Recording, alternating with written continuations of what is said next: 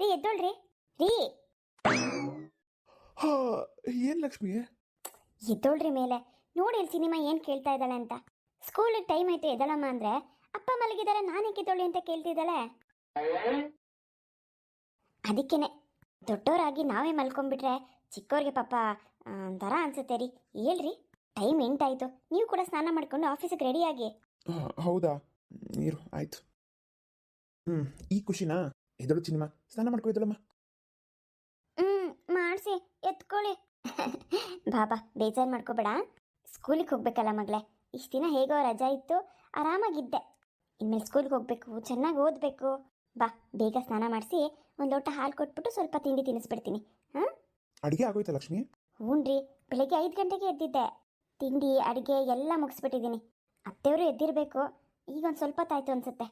ಇರಿ ಒಂದು ನಿಮಿಷ, ನಾನು ಸಿನಿಮಾಗೆ ಸ್ನಾನ ಮಾಡಿಸ್ಕೊಂಡು ಬಂದ್ಬಿಡ್ತೀನಿ.